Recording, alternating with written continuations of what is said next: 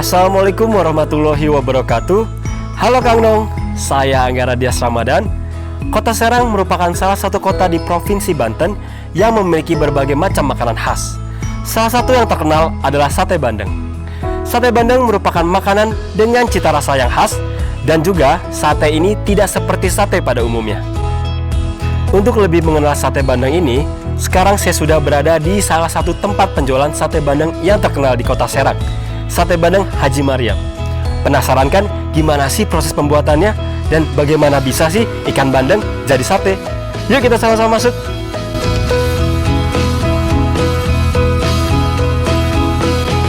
Nah, Kang Nong, sekarang saya sudah berada di dapur Sate Bandeng Haji Maryam, di mana sate bandeng diproduksi.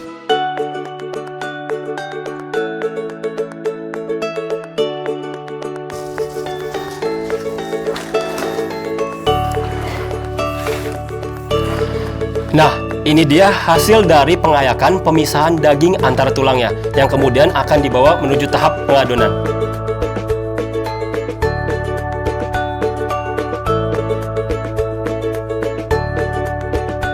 Setelah daging yang terpisah dari tulang, dilanjutkan ke dalam tahapan pengadonan, di mana dimasukkan bumbu-bumbu ke dalam daging.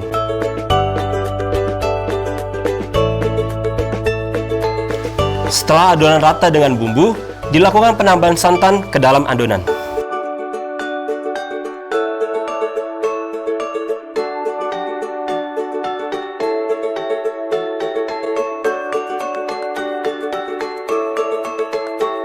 Adonan ikan yang telah tercampur dengan bumbu dimasukkan ke dalam ikan, dan kemudian dilakukan penjepitan dengan bambu.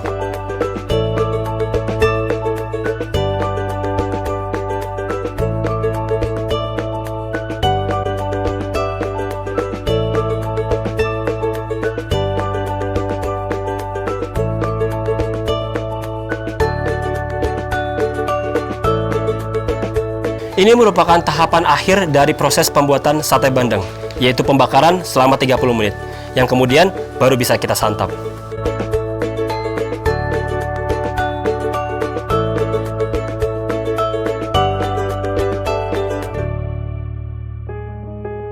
Tadi kita sudah melihat proses pembuatan dari sate bandeng.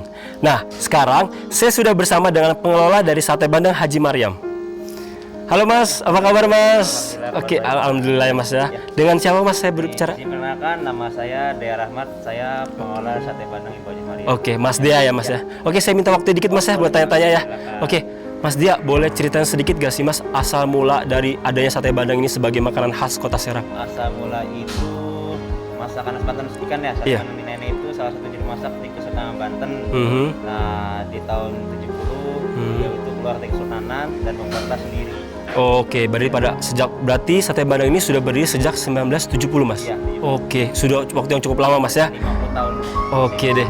Nah, untuk produksi sendiri Mas, sehari itu bisa berapa piece Mas produksi sate bandeng? Sekarang satu hari bisa 300 piece sampai 250. Oh, 300 ya? Harganya 80 kilo sampai 1 kintal. Oh, cukup banyak Mas ya. Wah.